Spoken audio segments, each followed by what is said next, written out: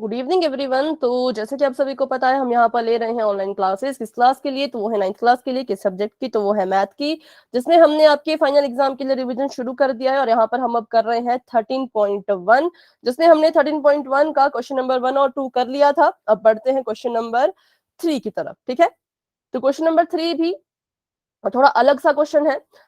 आएगा तो 2-3 मार्क्स में आ सकता है, 5 में तो नहीं आ पाएगा, लेकिन हाँ थोड़ा सा अलग है, तो इसलिए इसको भी हम अच्छे से सॉल्व कर लेते हैं। सबसे पहली चीज, यहाँ पर आपको जो चीजें दी हैं पहले तो हम उनको अच्छे से पढ़ेंगे और देखेंगे क्या क्या इसमें आपको कहा गया है।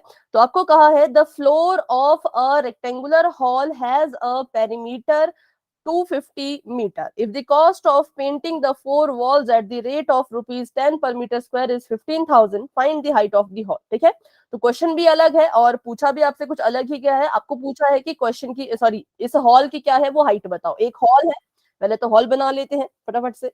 गुड इवनिंग बच्चों। तो क्योंकि आपको बताया है कि जो आपका हॉल है उसका जो फ्लोर है वो रेक्टेंगल शेप का है, तो इट मींस आपका जो हॉल होगा वो क्यूबॉइड से बना हुआ होगा या फिर क्यूबॉइडल शेप का होगा। ठीक है, तो इसलिए पहले क्यूबॉइड बना लेते हैं फटाफट से एक। फिर इसमें इन्होंने आपको बताया है कि इसका जो फ्लोर है, जो इसका नीचे वाला जो मतलब सरफेस है जिसको हम फ्लोर कहते हैं, ये वाला इसका आपको जो है वो पेरीमीटर दे रखा है। तो नीचे वाला जो फ्लोर है वो किस शेप का है? वो रेक्टेंगुलर शेप का। हमको पता है जितने भी सरफेसेस होंगे वो रेक्टेंगल के होंगे, है ना, रेक्टेंगुलर शेप के होंगे। तो अगर ये एक रेक्टेंगल है और इसका आपको पेरीमीटर 250 दे रखा है, तो बताइए पेरीमीटर ऑफ रेक्टेंगल क्या होता है, मतलब उसका फॉर्मूला।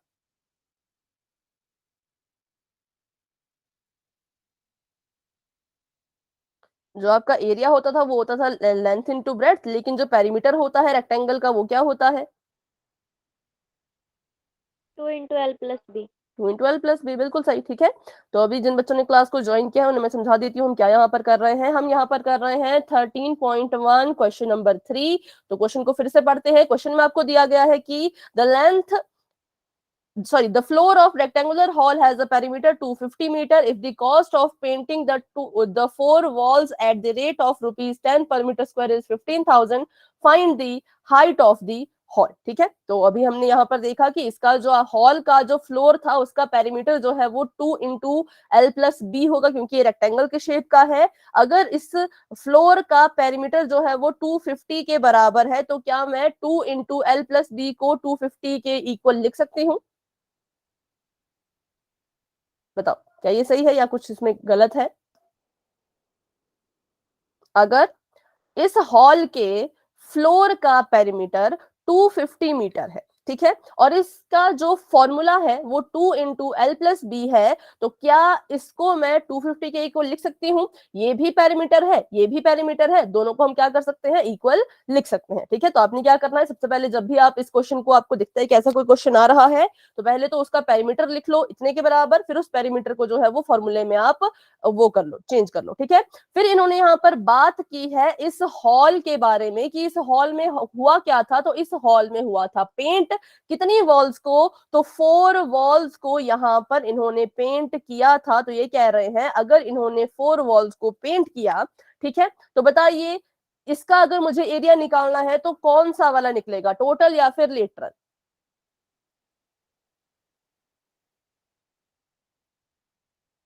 अगर 4 ही सरफेसेस हम यूज कर रहे हैं, 4 वॉल्स को हम यूज कर रहे हैं, तो कौन सा वाला एरिया हम निकालते हैं, टोटल सरफेस एरिया या फिर लेटरल LS? ठीक है, तो यहाँ पे हम निकालेंगे इसका लेटरल सरफेस एरिया, बिल्कुल ठीक। फिर इन्होंने हमें एक और चीज दी है कि जब इन्होंने इस 4 दीवारों को पेंट करवाया तो टोटल जो कॉस्ट उन्होंने दी, टोटल जो पैसा उन्होंने पे किया, वो उन्होंने 15,000 जो है वो पे किया। कब, किस लिए? तो इन 4 दीवारों को पेंट करने के लिए टोटल कॉस्ट हमें दे रखी है 15,000 और 1 मीटर स्क्वायर के हिसाब से वो पैसे लिए गए थे। ठीक है, कि अगर टोटल कॉस्ट 15,000 है तो मतलब पूरा जब हमारा लेटरल सरफेस एरिया निकलेगा उसको कलर करने के 15,000 रुपए लगे थे। लेकिन अगर हम बात करें कि 1 मीटर स्क्वायर मतलब कि इतने से हिस्से को कलर करने के कितने पैसे लगने थे, तो वो लगे आपके 10 रुपीज, और पूरा का पूरा जो एरिया आपका निकलेगा उसको कलर करने के लगे 15,000 रुपीज। तो ये 3 चीजें आपको यहाँ पे गिवन थी। अब इस सब की हेल्प से आपने जो है वो H फाइंड करनी है, हाइट निकालनी है इस हॉल की। ठीक है, तो शुरू करते हैं।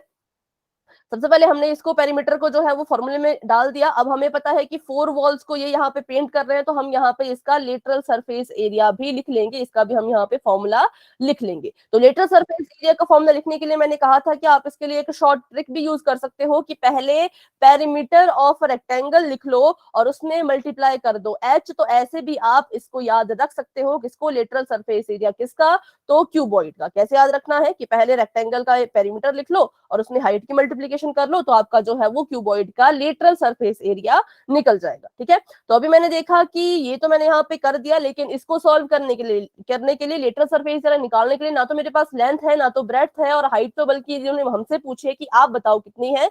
तो अब हम फंस गए कि कैसे इसको सॉल्व करें।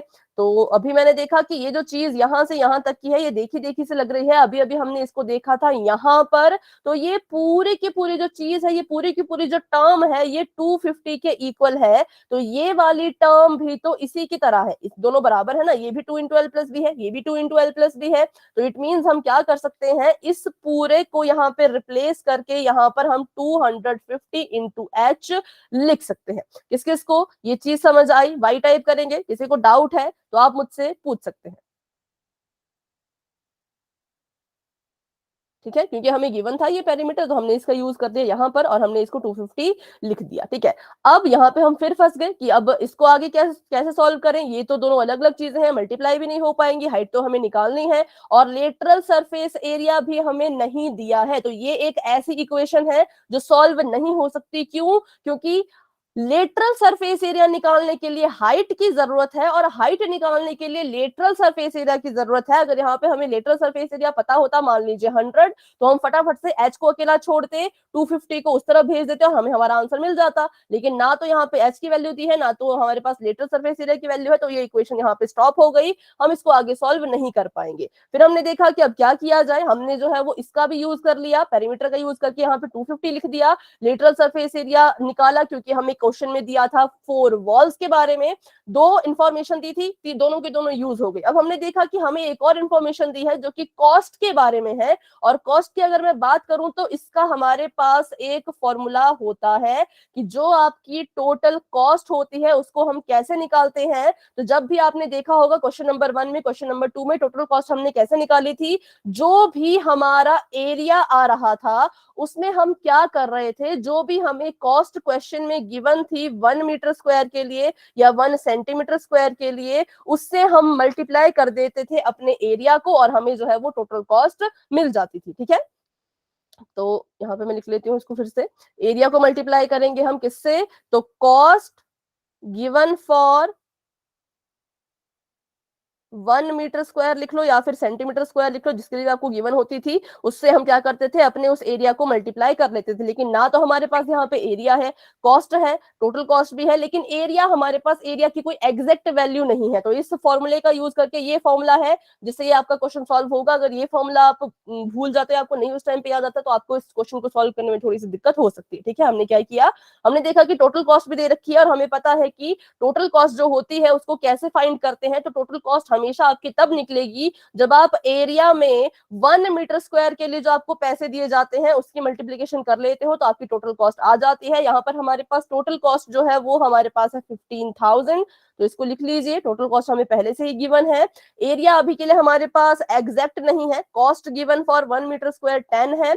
अब एरिया एग्जैक्ट तो नहीं है, अब 4 ही वॉल्स की बात की तो ऑब्वियस सी बात है कि यहाँ पे हम लेटरल सरफेस एरिया की ही बात कर रहे होंगे। लेटरल सरफेस एरिया की एग्जैक्ट वैल्यू तो नहीं है, पर कुछ ऐसा जैसा हमारे पास ये आ रहा है। तो क्या करते हैं, इसको ऐसे का ऐसा उठा करके यहाँ पे रख देते हैं 250 इंटू एच।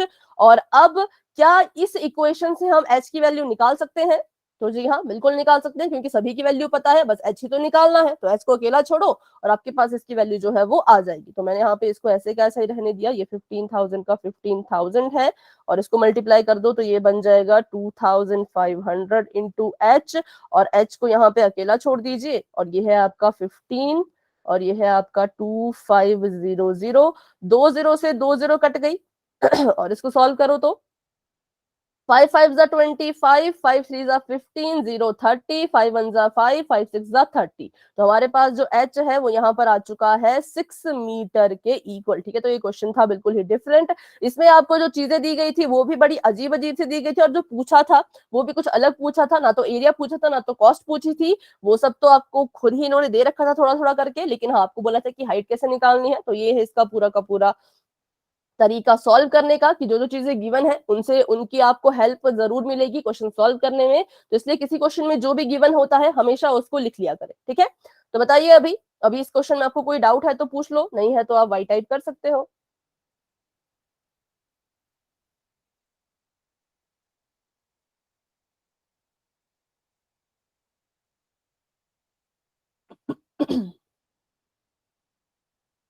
एक मिनट।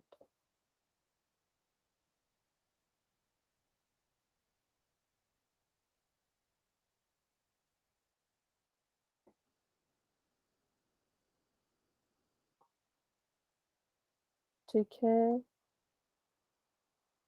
6 है। ठीक है, चलो, तो अगर आप इसको नोट करना चाहते हैं तो नोट कर लीजिए, और अभी हम बढ़ते हैं अपने अगले सवाल की तरफ। अच्छा, नोट कर लिया है आपने तो आप फिर से वाई टाइप कर सकते हो।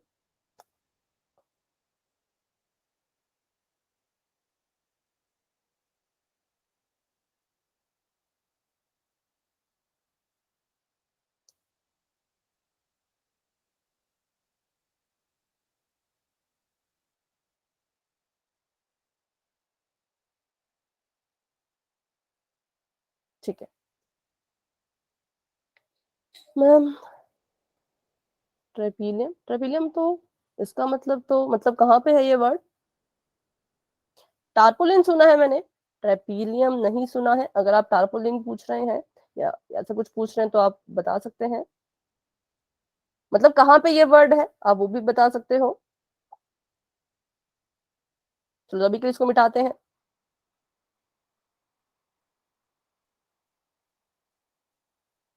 ठीक है, अभी करते हैं question number next, question number 4। Think question number 3 मैंने करके देखा था, मेरा आंसर 555 आया था। क्वेश्चन नंबर 3 नहीं आएगा, क्वेश्चन नंबर 2 आएगा आपका 555, क्योंकि 3 में हमें कॉस्ट नहीं पूछी है ना, लेकिन अगर आप 2 की बात कर रहे हैं तो बिल्कुल ठीक है। और क्वेश्चन नंबर 4 की अभी बात कर लेते हैं। क्वेश्चन नंबर 4 भी हाँ इंपॉर्टेंट है, क्योंकि भी थोड़ा सा अलग सा सवाल है। तो आपको यहाँ पर बताया है कि एक कंटेनर है जिसमें पेंट रखा है, और पेंट कैसा है, तो वो पेंट कितना है नहीं पता, पेंट किस टाइप की कंटेनर में है वो भी नहीं पता, बस इतना पता है कि जो पेंट है वो इतने मीटर स्क्वायर एरिया को कलर करने के लिए सफिशियंट है। ठीक है, इतने मीटर स्क्वायर एरिया को जो है वो क्या कर पाएगा, पेंट कर पाएगा। फिर ये कह रहे हैं कि यहाँ पर क्या हो रहा है, इस पेंट में हमने कुछ ब्रिक्स को मतलब ईंटों को क्या करना है, कलर करना है इस पेंट से। और इसको पेंट करने के लिए क्या करना है, आपने बताना है कि अगर पेंट इतने मीटर स्क्वायर एरिया को कलर करने के लिए सफिशिएंट है तो इतने में कितनी ईंटें कितनी ब्रिक्स जो है वो आप पेंट कर पाओगे, मतलब आपने नंबर ऑफ ब्रिक्स जो है वो यहाँ पर निकालनी है। अब ब्रिक्स को कैसे कलर करना है, उसका कौन सा सरफेस लेना है कौन सा नहीं लेना है, इसके बारे में आपको कोई भी यहाँ पे डिस्कशन नहीं की गई है। तो इट मींस पूरी की पूरी ईंट को ही कलर कर रहे हैं, top bottom left right up and down सबको कलर कर रहे हैं। तो बताइए यहाँ पे कौन सा सरफेस एरिया का फॉर्मूला यूज होगा? Total surface area. ठीक है, टोटल सरफेस एरिया हम निकालेंगे, बिल्कुल सही। तो हम क्या कर रहे हैं, हमने जो है वो ईंटों को पेंट करना है। पेंट कितना है नहीं पता, बस इतना पता है कि इतने मीटर स्क्वायर एरिया तक को वो क्या कर पाएगा, कलर कर पाएगा। तो हम क्या करते हैं यहाँ पर, पहले तो ये पता कर लेते हैं कि हमारी जो एक ईंट है उसका टोटल सरफेस एरिया कितना है, क्योंकि जब तक हमें यही नहीं पता होगा कि हमारी एक ईंट कितना सरफेस कवर कर रही है तो हम कैसे पता लगा पाएंगे नंबर ऑफ ब्रिक्स के बारे में। तो नंबर ऑफ ब्रिक्स अगर निकालनी है तो पहले एक ईंट का टोटल सरफेस एरिया निकाल लेते हैं ऑफ 1 ब्रिक। ठीक है, तो इसकी जो डायमेंशन है इसका बताओ। अच्छा, इसका एरिया हो जाएगा 2 LB plus BH plus HL, ये फॉर्मूले हाँ अभी तक आपको बच्चों याद हो जाने चाहिए ये। ठीक है, तो इसकी डायमेंशन लिख लेते हैं। 2 ऐसे का ऐसा ही रहेगा। लेंथ इसकी आपको दी है 2.25 2.25, और उसको मल्टीप्लाई करना है 10 10 से, और ब्रेड्थ आपको यहाँ पे 10 दी गई है। प्लस 5 अच्छा, अभी के लिए बेटा माइक ऑफ कर लीजिए, हमारी वॉइस जो है वो मुझे रिपीट आ रही है ना, अभी के लिए आप माइक ऑफ कर सकते हैं, ठीक है। और हमें जो है इसकी हाइट दे रखी है 7.5, तो इसको हम मल्टीप्लाई करेंगे 7.5 से, और यहाँ पे दोबारा से 7.5 मल्टीप्लाई बाय 2.25। किस किस को ये समझ आया, वाई टाइप करें, इसमें डाउट है तो पूछ लीजिए।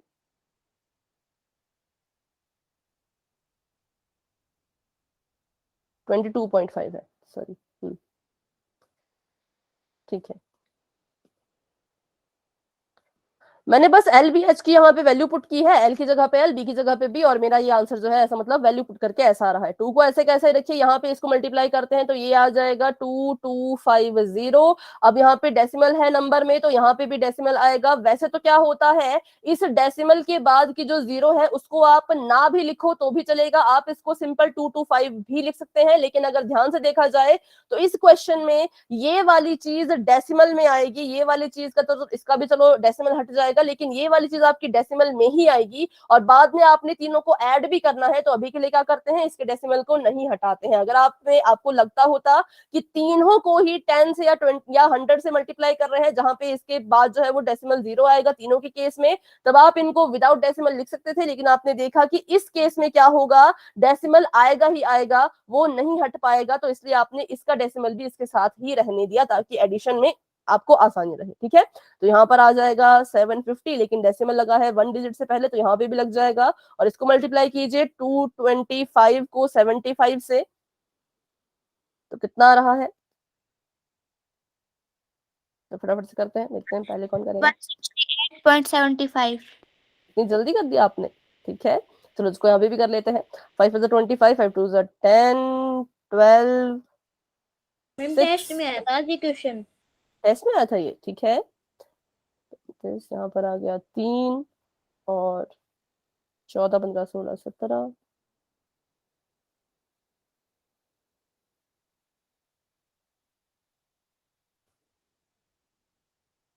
कुछ गड़बड़ हुई क्या, मेरे तो 163 आ रहा है, आपको कितना आ रहा था, 168? Yes ma'am. 168.70। 7 को 225 से मल्टीप्लाई करेंगे 125 आएगा। यहाँ गड़बड़ हुई है मैम, ऊपर 16 की जगह 1 आएगा, 6 की जगह 1 आएगा। यहाँ। Yes ma'am.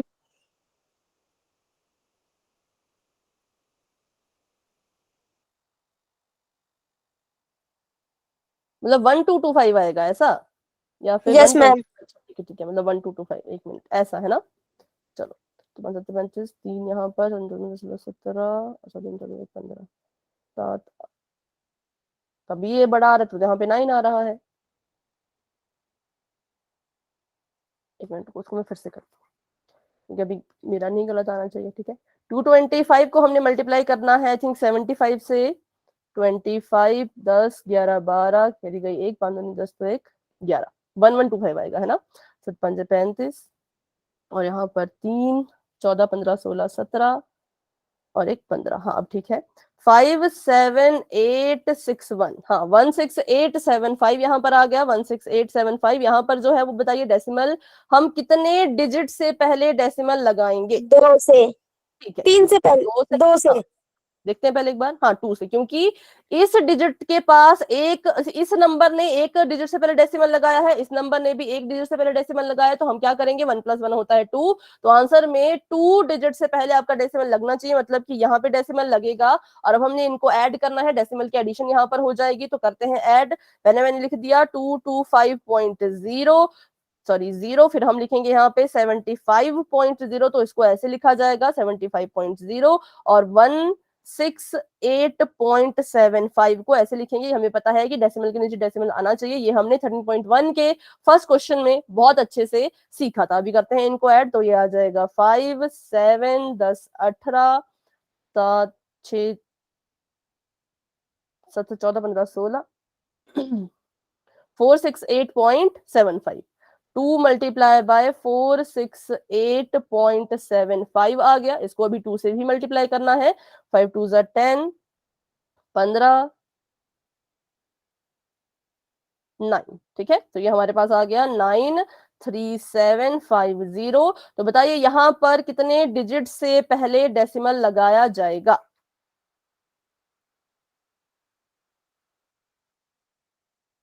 इसमें 2। ठीक है, मतलब यहाँ पर, ठीक है। और ये जो मेरा आंसर आया ये सेंटीमीटर स्क्वायर में। आप देखो यहाँ पर हमें जो इन्होंने कहा कि हमारा जो पेंट है वो कितने एरिया को कवर कर सकता है, तो वो है 9 पॉइंट समथिंग आई थिंक, है ना। यहाँ पे देखते हैं ऊपर जाके 9.375 मीटर स्क्वायर। स्क्वायर, ठीक है। लेकिन हमारे जो भी ब्रिक का जो एरिया आया है वो तो सेंटीमीटर स्क्वायर में आया है, तो क्यों ना हम अपने एक ब्रिक के एरिया को भी मीटर में बदल देते हैं ताकि हम अच्छे से रिलेट कर पाए, क्योंकि सेंटीमीटर और मीटर में रिलेट नहीं कर सकते। तो इसलिए हम क्या करेंगे, इसको भी किसमें चेंज कर देंगे, मीटर में। तो चलिए करते हैं। पहले आपको पता होना चाहिए कि 1 मीटर में कितने सेंटीमीटर होते हैं। हमने कहा 100 सेंटीमीटर, और 1 सेंटीमीटर में कितने मीटर हो जाएंगे। पिछली क्लास में किया था बच्चों, बताइए। 1/100 मीटर। ठीक है, मीटर। लेकिन यहाँ पर ध्यान से देखो, यहाँ पर मीटर की बात नहीं चल रही, यहाँ पे बात चल रही है सेंटीमीटर स्क्वायर की, और जो आपको ऊपर एरिया दे रखा है वो है मीटर स्क्वायर में। तो इट मींस हमने सेंटीमीटर स्क्वायर को मीटर स्क्वायर में बदलना है। तो अब यहाँ पर क्या होता है, आप यहाँ पे मीटर का स्क्वायर कर रहे हो, तो अगर आप लेफ्ट हैंड साइड में स्क्वायर कर रहे हो तो राइट हैंड साइड में भी आपको स्क्वायर करना पड़ेगा।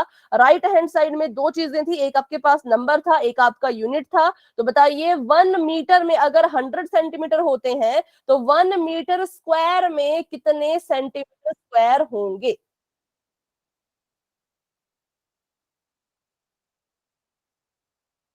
स्क्वायर कर दो, सिंपल है। 100 का स्क्वायर करो, कितना हो जाएगा। 1000।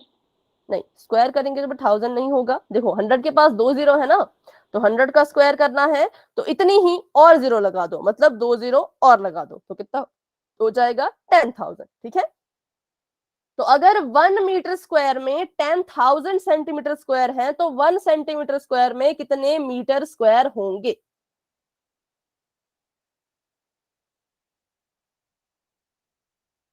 बताइए। 1/10,000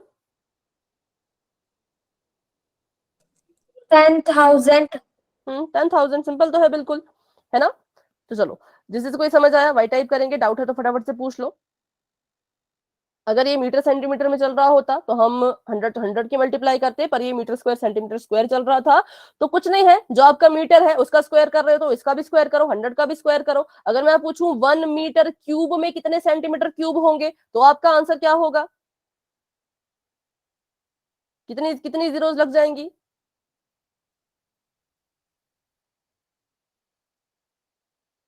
यहाँ पे कितनी जीरोस लगेंगी, बताइए फटाफट से। 1 लाख हो जाएगा मैम।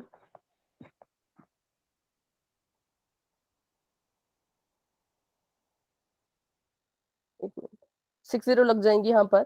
1 10 100,000 10,000 लाख 10 लाख, नहीं 10 लाख हो जाएगा। ठीक है, 1 नहीं 10, क्योंकि देखो हमने 100 का क्यूब अब करना है ना, तो क्यूब बहुत आसान होता है किसी भी जीरो का। 2 जीरो थी, क्यूब करना है तो इसी को डबल, इसी को रिपीट करो, 2 जीरो और लग गई तो स्क्वायर हो गया, 2 जीरो और लगाओगे तो ये इसका क्यूब हो जाएगा। ठीक है, तो इजी होता है 0 0 को क्यूब करना। तो बस ये आपको यहाँ पे सीखने वाली जरूरी बात थी, इसको आप नोट कर लीजिए, इसको, ये इंपॉर्टेंट चीज है। तो अभी हमने क्या करना है, अगर 1 सेंटीमीटर स्क्वायर में 1/10,000 मीटर स्क्वायर होते हैं तो 937.50 सेंटीमीटर स्क्वायर में कितने मीटर स्क्वायर होंगे। तो अगर एक में इतना है तो इतने का पता लगाने के लिए इसको मल्टीप्लाई कर दो इससे। ठीक है, इसको हम मल्टीप्लाई कर देंगे 1/10,000 से। कोई डाउट है अगर किसी को तो पूछ लीजिए, कहीं पे भी अगर किसी को कोई डाउट अगर लग रहा है तो।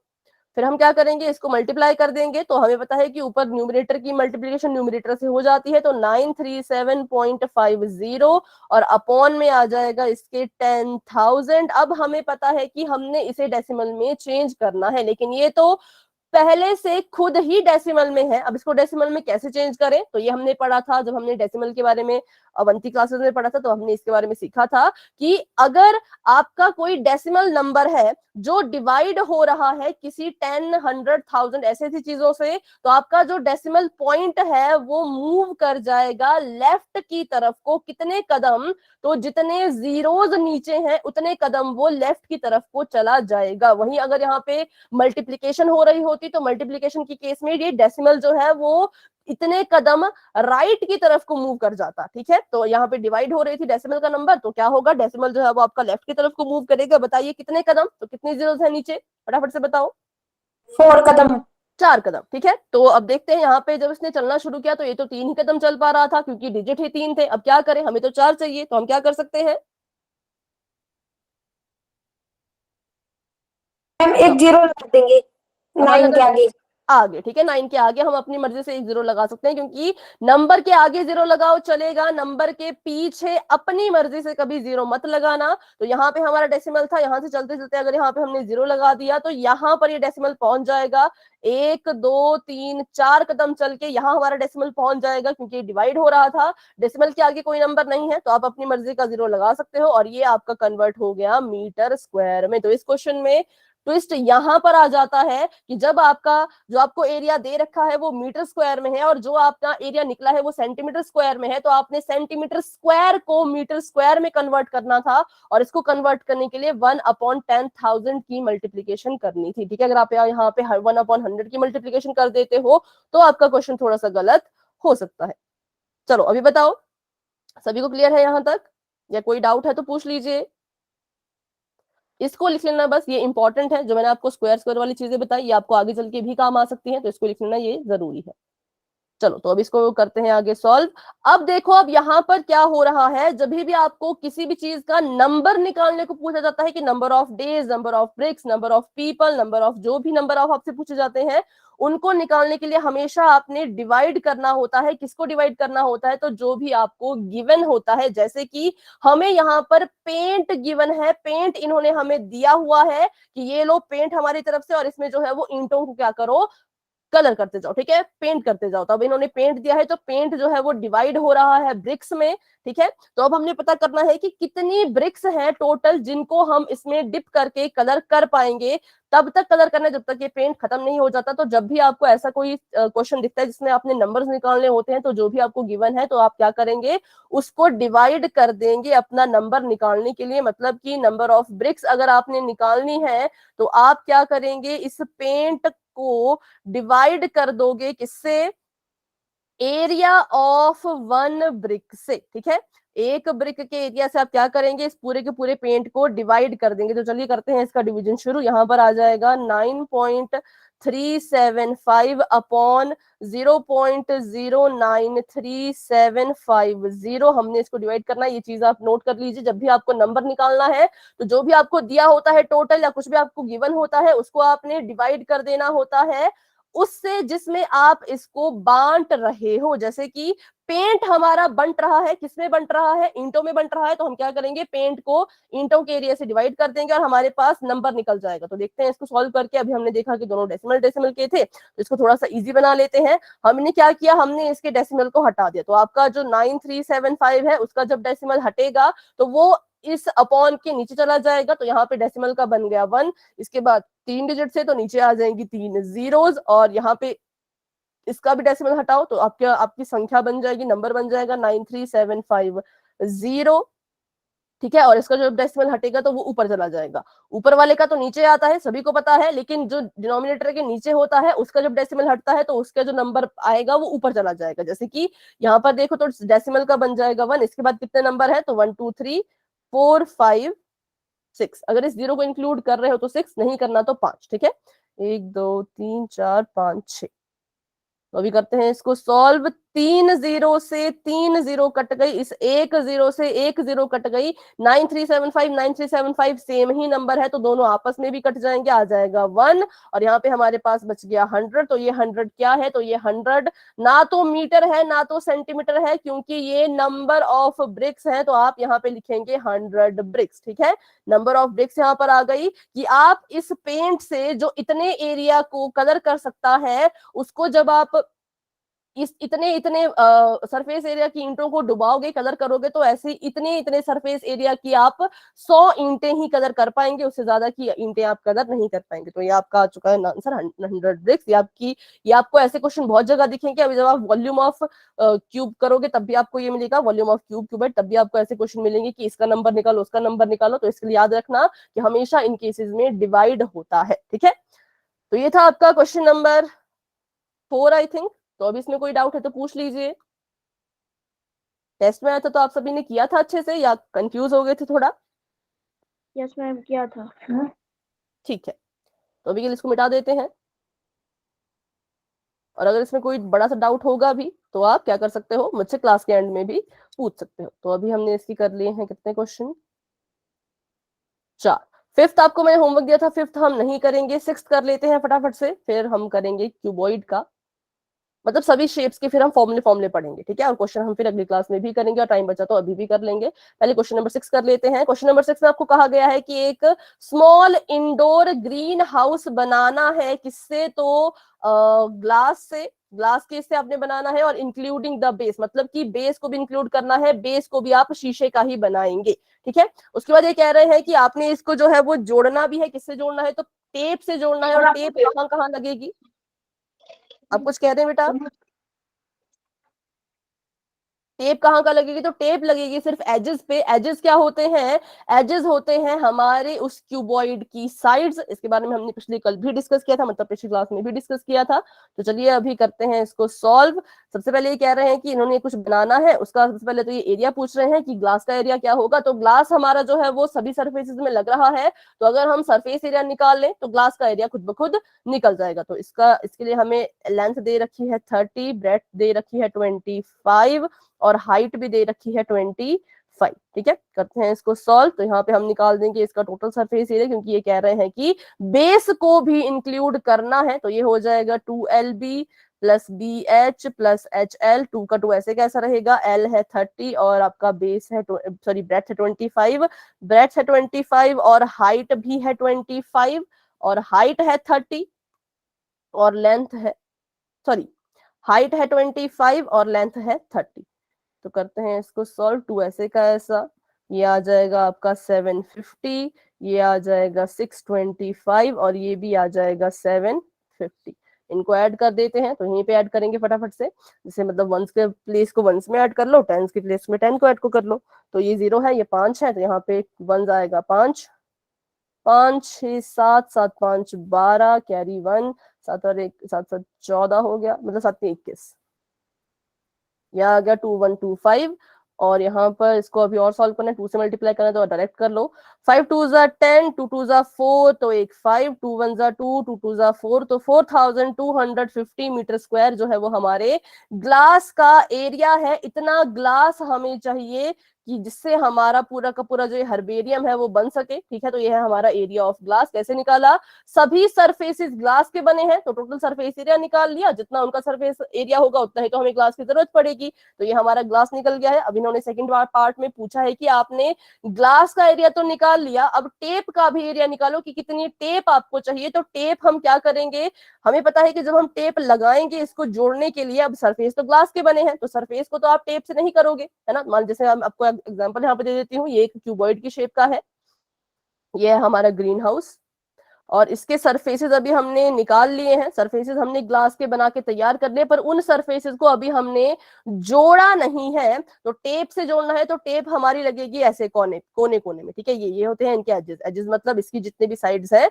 वो। तो ऐसे यहाँ पर टेप लगेंगी। तो ये बता रहे हैं कि ये भी पता करो कि कितनी आपको सेंटीमीटर टेप चाहिए, कितनी आपको टोटल टेप चाहिए, उसका भी पता लगाओ। सेंटीमीटर नहीं, सॉरी मीटर, हाँ 12 के 12 एजेस पे हमने ये टेप लगानी है। तो अब हम करेंगे इसका यहाँ पे फाइंड। तो जब हम आउटलाइन की बात करते हैं तो हम हमेशा पेरीमीटर निकालते हैं। पेरीमीटर क्या होता है, पेरीमीटर कहता है कि जितनी भी आपके पास साइड्स हैं उन सभी को ऐड करो तो आपके पास पेरीमीटर आ जाएगा। जैसे कि आप कहते हैं कि पेरीमीटर ऑफ रेक्टेंगल होता है 2 × L + B। क्यों होता है, क्योंकि रेक्टेंगल के पास जो है वो 2 लेंथ होती है, 2 ब्रेड्थ होती है। आप करते हैं L + L, B + B, ये आपका असल में ये होता है आपके रेक्टेंगल का पेरीमीटर। पर यहाँ पे ये इन्होंने क्या किया, लेंथ में लेंथ को ऐड कर दिया तो 2L बन गया, ये 2B बन गया, और इसमें कॉमन ले लिया तो ये बन गया 2 × L + B। पर इसका ओरिजिन क्या है, ये कहाँ से बना है, तो ये इसका ओरिजिन है कि आपका फॉर्मूला ऐसे बनता है कि जितनी भी साइड्स हैं इस रेक्टेंगल में उन सभी को ऐड कर दो तो वो उसका पेरीमीटर बन जाएगा। तो सेम केस आपके क्यूबॉइड के साथ भी होगा कि जितनी साइड्स हैं क्यूबॉइड के पास उन सभी को ऐड करो तो आपके पास क्या हो जाएगा, एरिया, सॉरी हाँ जो भी है पेरीमीटर वो आ जाएगा। पेरीमीटर मैं क्यों कह रही हूँ, क्योंकि टेप सिर्फ आउटलाइनिंग पे लगती है। जब भी आउटलाइन की बात करते हैं तो हमेशा पेरीमीटर निकाला जाता है, ठीक है। तो अभी देखो, मैंने देखा मेरे क्यूबॉइड के पास क्या क्या है। तो क्यूबॉइड के पास पहले तो है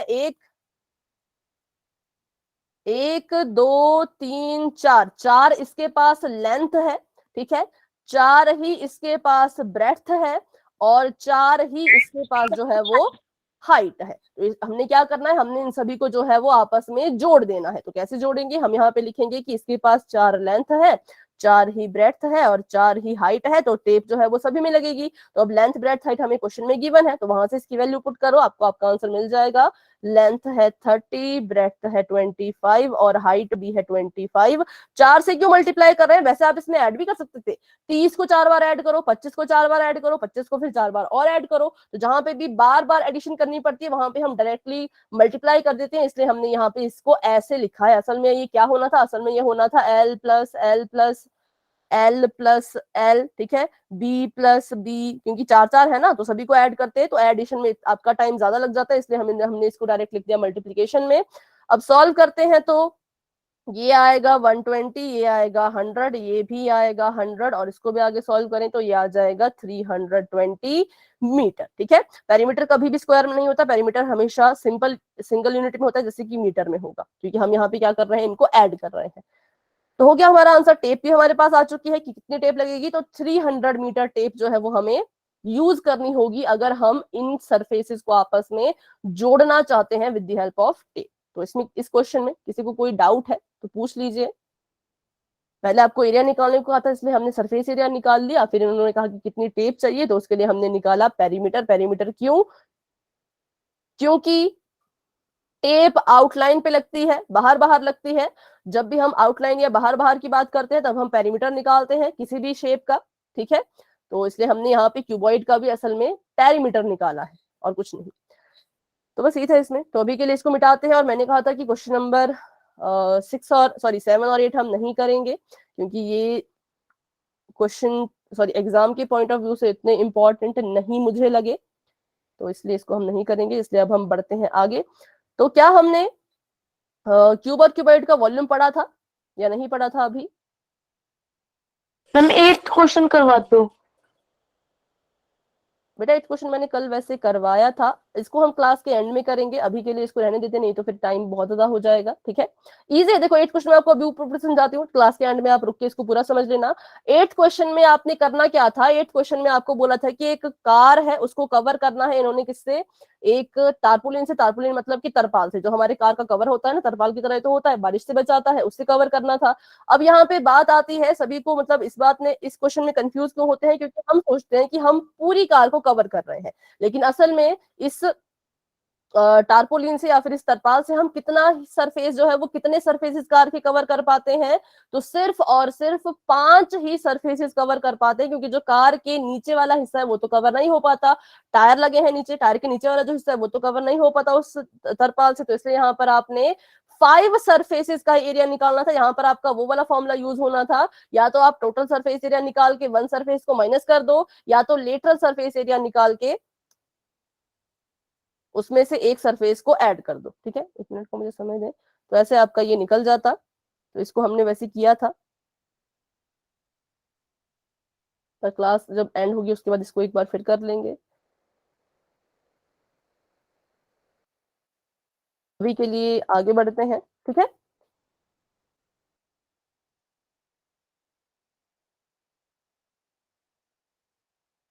पहले बात कर लेते हैं क्यूब और क्यूबॉइड के वॉल्यूम की। तो क्यूब और क्यूबॉइड का जो वॉल्यूम हमने कैसे निकालना है, पहले बात तो वॉल्यूम होता क्या है वो हम सीखेंगे।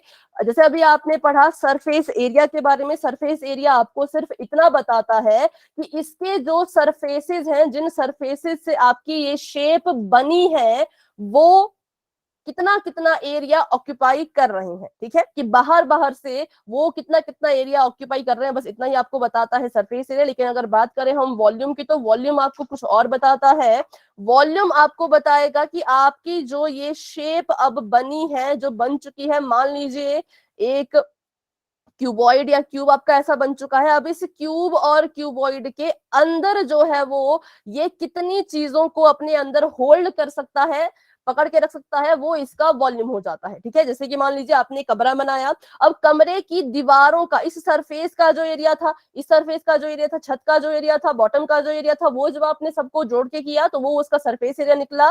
लेकिन उस कमरे के अंदर कितने आदमी, कितने लोग आ सकते हैं, वो उसका एक तरह से वॉल्यूम कहलाया जाएगा। ठीक है, कि कितना, कितनी जगह उसके अंदर है, कितना स्पेस उसके अंदर है। तो जब भी बात स्पेस की आती है, किसी चीज को रखने की आती है, तो हम उसका वॉल्यूम जो है वो निकालते हैं। किस किस को वॉल्यूम अभी समझ आया है वो वाई टाइप करेंगे। या जब हमसे पूछा जाए कि इसके अंदर की बात की जाए कि इसके अंदर क्या रखने वाले हो, इसके अंदर का क्या एरिया है, तब आप वॉल्यूम निकालते हो। जब आपको सरफेसेस के बारे में पूछा जाए तब आप एरिया निकालते हो। सरफेसेस का एग्जांपल ये हो गया कि जब आपने किसी को पेंट करना हो, किसी चीज को बाहर से ढकना हो, किसी गिफ्ट को गिफ्ट पेपर में रैप करना हो, तब आप सरफेस एरिया निकालेंगे, जब आपको सरफेसेस के बारे में चाहिए। लेकिन जब आपको वॉल्यूम निकालना है, तो वॉल्यूम के लिए जैसे मान लो ये ग्लास है, इस ग्लास में कुल कितना पानी आ सकता है, ये निकालने के लिए आपको जो है वो इस ग्लास का वॉल्यूम निकालना पड़ेगा। ठीक है, तो ये होता है थोड़ा थोड़ा सा डिफरेंस सरफेस एरिया और वॉल्यूम में। तो वॉल्यूम का जो फॉर्मूला है वो भी थोड़ा सा डिफरेंट होता है।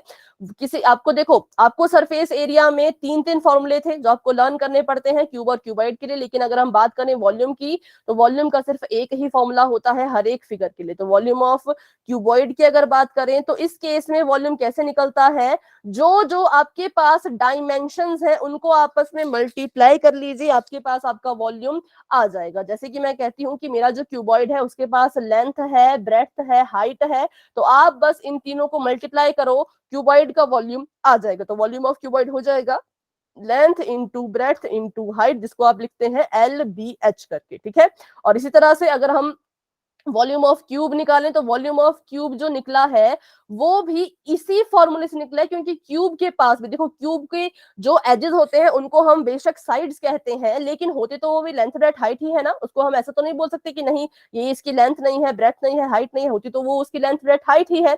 लेकिन उसको हम साइड इसलिए कहते हैं क्योंकि सारी की सारी इक्वल होती है। तो फॉर्मूला इसका यहीं से बना है, LBH से ही। अब हमें पता है कि क्यूब के केस में लेंथ को भी साइड कहते हैं, ब्रेड्थ को भी साइड कहते हैं, हाइट को भी साइड ही कहते हैं। तो हम यहाँ पे साइड इंटू साइड लिखेंगे। लिखा हमने LBH ही अपनी तरफ से हम लेंथ में ब्रेड्थ और हाइट को ही मल्टीप्लाई कर रहे हैं। लेकिन क्योंकि कहते ही इसको साइड है, तो इसलिए यहाँ पे हमने S लिख दिया। तो बताओ वॉल्यूम ऑफ क्यूब क्या हो जाएगा? S cube. ठीक है, S क्यूब या फिर साइड का क्यूब, क्योंकि साइड को यहाँ पे हमने 3 बार मल्टीप्लाई किया। तो मल्टीप्लाई जब भी करते हैं वेरिएबल्स को, तो आपका आंसर हमेशा इसमें आता है पावर में। तो ये हो गया साइड क्यूब। ठीक है, निकला कहां से फॉर्मूला? तो फॉर्मूला निकला यहीं से है, बस लिखने का तरीका अलग है, क्योंकि क्यूब की हर एक साइड इक्वल ही तो होती है। तो जिन बच्चों को अभी ये फॉर्मूले याद हो गए वो वाई टाइप करेंगे। डाउट है तो फटाफट से पूछ लो, क्योंकि अब हम क्वेश्चंस करने वाले हैं। ठीक है, तो इसको मिटा देती हूँ। अगर आपने नोट वैसे कर ही लिया होगा कि वॉल्यूम ऑफ क्यूबॉइड है LBH और वॉल्यूम ऑफ क्यूब है साइड का क्यूब। सबसे पहला क्वेश्चन कर लेते हैं। आपको यहाँ पर कहा है कि एक मैच बॉक्स है, बड़ा सा एक माचिस का डिब्बा है, उसकी आपको मेजरमेंट दे रखी है 4 सेंटीमीटर, 2.5 सेंटीमीटर, 1.5 सेंटीमीटर, और आपको बोला है कि what will be the volume of packet if 12 such boxes are in this box. ठीक है, ठीक है, चलो आपको दिया है एक मैच बॉक्स। मैच बॉक्स मतलब माचिस की डिब्बी।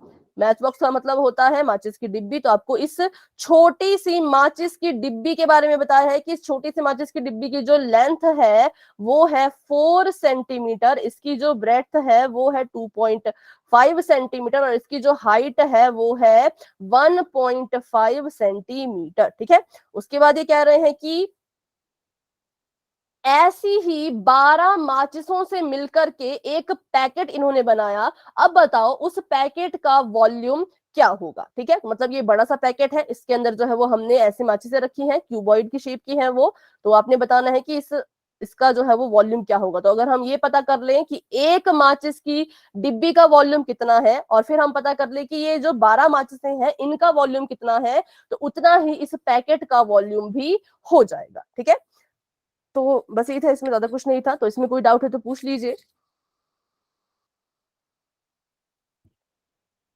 क्योंकि एक तरह से वॉल्यूम की डेफिनेशन ये भी होती है कि हमारा जो हमारी शेप है, जो हमारी फिगर है, वो कितनी जगह घेर रही है। ठीक है, जगह को घेरना और अपने अंदर चीजों को रखना, वो दोनों ही वॉल्यूम की डेफिनेशन में आ जाता है। थोड़ा सा डिफरेंस है वॉल्यूम और कैपेसिटी में। लेकिन हाँ उनको हम वॉल्यूम से ही रिलेट करते हैं। तो अगर मुझे ये पता लग जाए कि एक माचिस कितनी जगह घेर रही है, तो मुझे पता लग जाएगा कि 12 माचिसें कितनी जगह घेर रही हैं, और 12 माचिसें जितनी जगह घेरेंगी उतना ही तो ये पैकेट होगा, क्योंकि आपने देखा होगा जो माचिस का पैकेट होता है वो माचिसों के बिल्कुल मतलब इतना पतला सा होता है, जैसे आप उसको फाड़ोगे तो एकदम से जो है वो उसके अंदर माचिस निकलती है, कोई भी उनके उसके बीच में कोई ब्लैंक स्पेस तो होता नहीं है। तो जितना भी वॉल्यूम होगा 12 माचिसों का मैच बॉक्सेस का, उतना ही वॉल्यूम इस बड़े पैकेट का भी हो जाएगा। तो चलिए इसका निकालते हैं हम वॉल्यूम। तो बताइए वॉल्यूम के लिए जो फॉर्मूला हमने अभी अभी पढ़ा वो है L into B into H. तो क्या हो जाएगा 4 इंटू 2.5 इंटू 1.5, और इसका आंसर बताइए मल्टीप्लाई करके। 25 चौके होता है 100,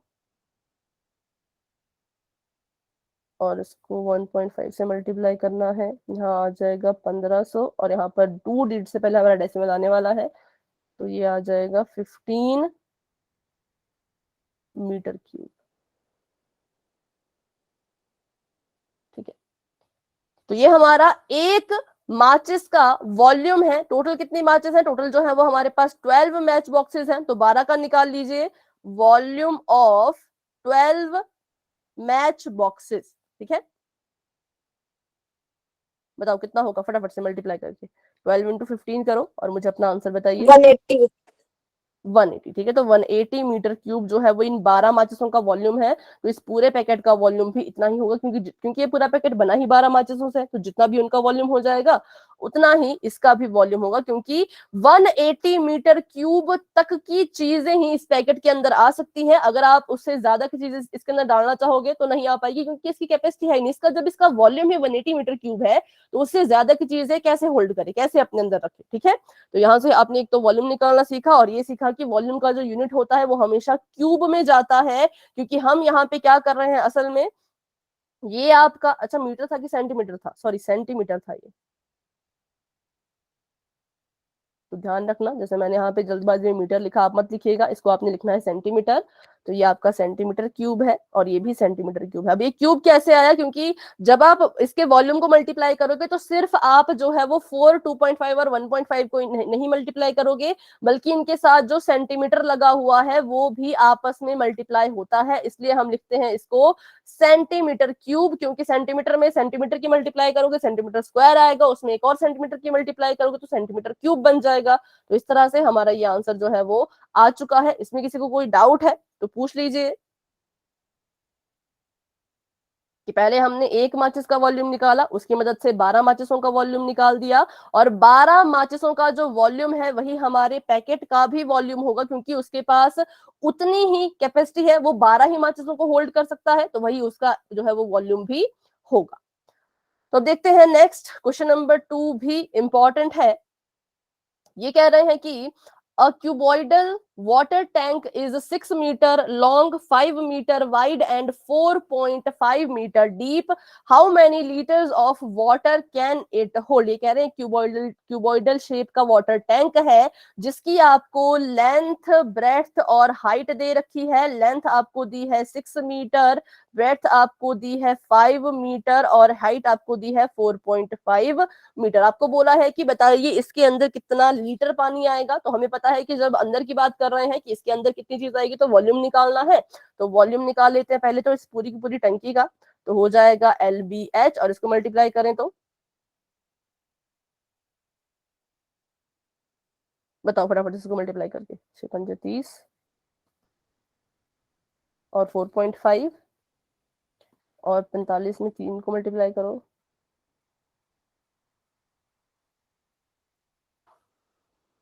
135। क्योंकि मैंने यहाँ पे एक जीरो को यहाँ पे इंक्लूड नहीं किया था, लेकिन आंसर में तो जीरो आना चाहिए, तो जीरो यहाँ पर आ जाएगा, और उसके बाद डेसिमल था, इसके पास डेसिमल है, तो मेरा जो आंसर है वो डेसिमल में आएगा।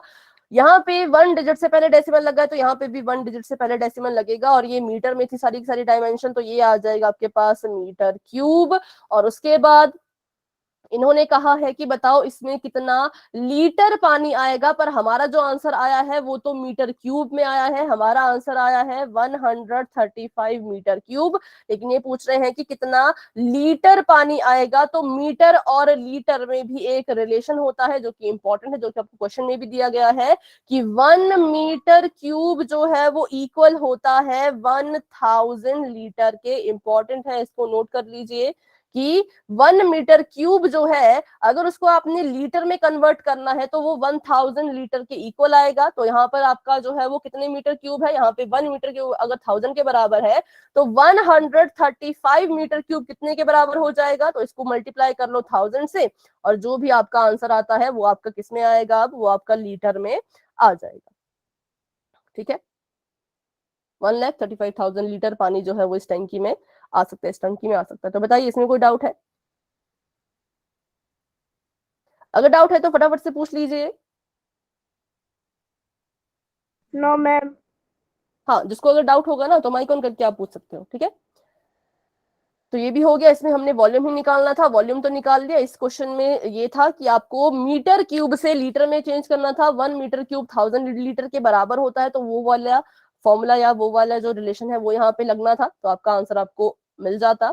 अब बात करते हैं क्वेश्चन नंबर 3 की। सबसे पहले क्वेश्चन नंबर 3 और क्वेश्चन नंबर 5 को साथ साथ में समझते हुए चलेंगे। क्वेश्चन नंबर 4 आपके लिए होमवर्क है। क्वेश्चन नंबर 4 पहले मैं समझा लेती हूँ इसलिए क्योंकि ये होमवर्क क्वेश्चन है। Find the cost of digging a cuboidal pit 8 metre long, 6 metre broad, 3 metre deep at the rate of ₹30 per metre cube. ये कह रहे हैं कि आपने एक गड्ढा जो है वो खोदना है, किस शेप का, तो क्यूबॉइड की शेप का।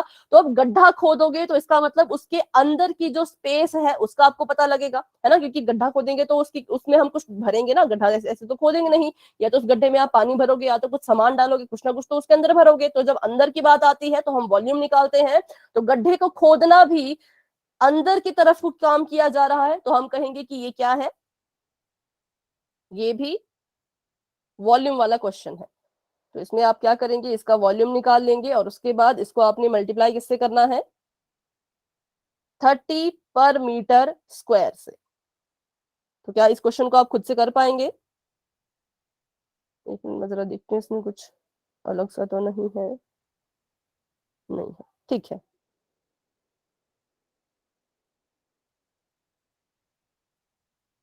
ठीक है, इजी क्वेश्चन है तो कर लेंगे इसको सभी। एलबीएच करना है इसमें, और जो भी आपका वॉल्यूम आएगा उसको 30 से मल्टीप्लाई कर देना। ठीक है, अब करते हैं क्वेश्चन नंबर 3 और 5 की बात साथ साथ में, क्योंकि दोनों क्वेश्चन सेम है, दोनों में बस एक ही फर्क है, उसको वो आप क्वेश्चन पढ़ते ही समझ जाओगे। क्वेश्चन नंबर 3 में ये कह रहे हैं कि cuboidal vessel is 10 metre long, 8 metre wide, how high must it be made to hold 380 cubic metres of a liquid. ये कह रहे हैं कि क्यूबॉइड का वेसल है जिसकी आपको लेंथ दे रखी है 10 मीटर और जिसकी आपको ब्रेड्थ दे रखी है 8 मीटर, और आपसे पूछा है कि इसकी हाइट बताओ।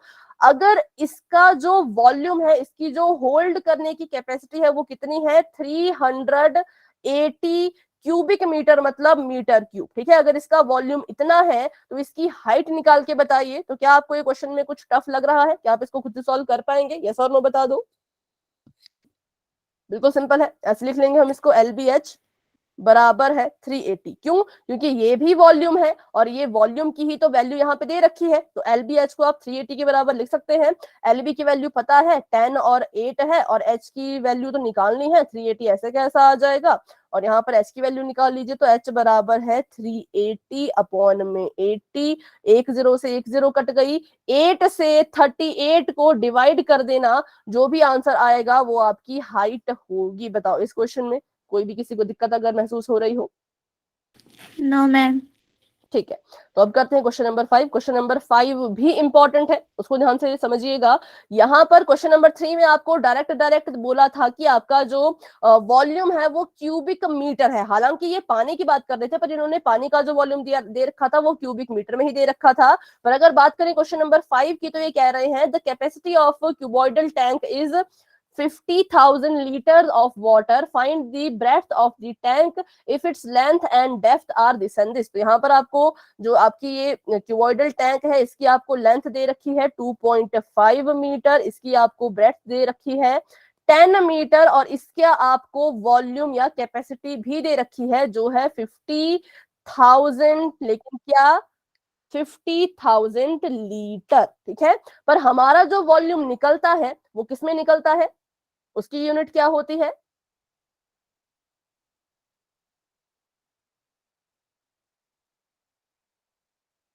मेरा सवाल है कि हमारा जो वॉल्यूम निकलता है वो किसमें निकलता है, उसकी यूनिट क्या होती है?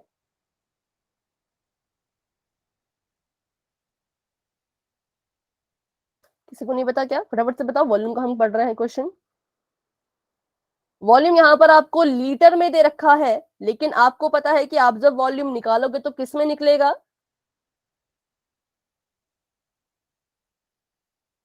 साइड आपको मीटर में दे रखी है तो वॉल्यूम किस में निकलेगा?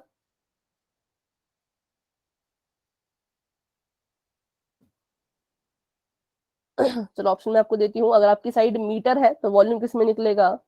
Metre, metre square, metre cube, metre की पावर 4, बताओ। Metre cube. मीटर क्यूब में, ठीक है। तो आपका वॉल्यूम जब आप निकालने की कोशिश करेंगे तो मीटर क्यूब में निकलेगा, क्योंकि निकालो चाहे तो चेक कर लो, LBH मैंने यहाँ पर लिख दिया, ठीक है। मैं क्या कर रही हूँ, इस टैंक का वॉल्यूम निकालने की कोशिश कर रही हूँ, LBH मैंने लिख दिया, तो L मेरे पास है 2.5, B तो मैंने निकालना है, और H मेरे पास है 10। अब मान लो मेरे पास B की वैल्यू अगर होती 3, तो जब मैं इसको सॉल्व करके इसका वॉल्यूम निकालती तो वो मान लो 100 आता, तो मैं उसके आगे लिखती 100 मीटर क्यूब। लेकिन यहाँ पे जो मुझे वॉल्यूम इन्होंने दे रखा है वो तो इन्होंने लीटर में दे रखा है, तो क्या मैं लीटर को मीटर क्यूब में चेंज कर सकती हूँ? बताइए जरा। हमने अभी पिछले क्वेश्चन में एक रिलेशन पढ़ा था, मैम। कर सकते हैं। मैम। तो 1 मीटर क्यूब कितने के बराबर होता है? 10 नहीं, 1 मीटर क्यूब कितने लीटर के बराबर होता है? वो तो सेंटीमीटर क्यूब होगा, है ना, जो आपने कहा अभी। क्वेश्चन नंबर 2 में भी दे रखा है, 3 में। हाँ बताइए।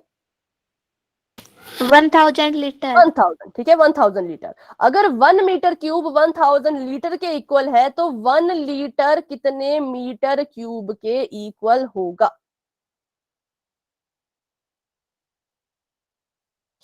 1/1000। बिल्कुल ठीक, 1/1000 मीटर क्यूब। तो यहां से हम क्या करेंगे, सबसे पहले तो इस लीटर को चेंज करेंगे मीटर क्यूब में, क्योंकि हमारा जो यहाँ से वॉल्यूम निकलेगा वो मीटर क्यूब में निकलेगा, तो वो लीटर के इक्वल तो नहीं हो सकता, उसको इक्वल करना है तो मीटर क्यूब में इक्वल करना पड़ेगा। तो करते हैं इसको सॉल्व। तो यहाँ पर है 50,000, और 50,000 में जब आप 1000 की 1/1000 की मल्टीप्लीकेशन करोगे तो ये आ जाएगा कुछ इस तरह का, और इसको सॉल्व करो तो 3 जीरो से 3 जीरो कट गई, ये हमारे पास आ गया 50 मीटर क्यूब। तो ये फर्क था आपके क्वेश्चन नंबर 3 और क्वेश्चन नंबर 5 में, कि क्वेश्चन नंबर 3 में आपको कुछ भी चेंज करने की जरूरत नहीं है, जो आपको दे रखा है एज इट इज वैसे के वैसा करेंगे। पर क्वेश्चन नंबर 5 में आपको पहले इस गिवन वॉल्यूम को मीटर क्यूब में बदलने की जरूरत थी, अब आपने इसको मीटर क्यूब में बदल दिया है, तो अब इस क्वेश्चन को हम सॉल्व कर सकते हैं। तो LBH जो होता है वो हमारा वॉल्यूम होता है, और वो वॉल्यूम हमें दे रखा है 50 मीटर क्यूब के बराबर, तो मैंने इसको 50 के इक्वल लिख दिया। लेंथ यहाँ पर है 2.5, ब्रेड्थ हमने निकालनी है, हाइट यहाँ पर है 10 इक्वल टू 50। तो बी को यहाँ पर ऐसे कैसा रख लेते हैं, जब हम क्या करेंगे 2.5 में 10 की मल्टीप्लीकेशन करेंगे तो ये बन जाएगा 250, लेकिन डेसिमल लगना है यहाँ पर, तो आ जाएगा ये 0.0 यहाँ पर आ जाएगा, और ये 50 का 50। अब मुझे पता है कि 0.0 लिखो ना लिखो कोई फर्क तो पड़ता नहीं, तो मैं इसका 0.0 यहाँ से हटा दूंगी, बी को अकेला छोड़ दूंगी, तो ये आ जाएगा 50/25, और ये आ जाएगा यहाँ पर 2, ठीक है, 2 मीटर। तो बताइए कुछ इसमें गड़बड़ है या ये ठीक है? चेक कीजिए अपना आंसर। ठीक है, हाइट जो हम सॉरी ब्रेड्थ हमारी कितनी आ गई, 2 मीटर आ गई। तो इस एक्सरसाइज के हमने कितने क्वेश्चन कर लिए अभी? अभी एक पूरा 1 मिनट है बच्चों, अभी मेरी तरफ से कोई गुड नाइट है गुड बाय नहीं है। पहले देख लेते हैं हम अब इसमें क्या क्या करेंगे। 4 क्वेश्चन 5 क्वेश्चन हमने कर लिए, 6th क्वेश्चन इंपॉर्टेंट है, ये भी करेंगे, और हाँ इसके सारी क्वेश्चन कर लेंगे हम, टाइम मिलेगा अगर लास्ट क्लास में। पर हाँ उससे पहले सारी की सारी शेप्स का वॉल्यूम और एरिया जो है उसको भी हम अच्छे से करेंगे, क्योंकि आपको जो है वो MCQs में या 1 मार्क्स के क्वेश्चन में उनके फॉर्मूलाज ही आते हैं, ये मैं देख रही थी, तो इसलिए हम उनको जो है वो अच्छे से सीखेंगे। तो चलिए अभी आज की क्लास को यहीं तक रखते हैं। आज की क्लास को लेकर के किसी बच्चे के मन में कोई डाउट है या फिर आप अगर वो कार वाला क्वेश्चन सीखना चाहते हैं तो क्लास में बने रहिए, मुझसे पूछिए, लेकिन अगर कोई डाउट नहीं है तो आप क्लास को लेफ्ट कर सकते हैं। Good night and bye bye, मिलते हैं अपनी अगली क्लास में। मैम वो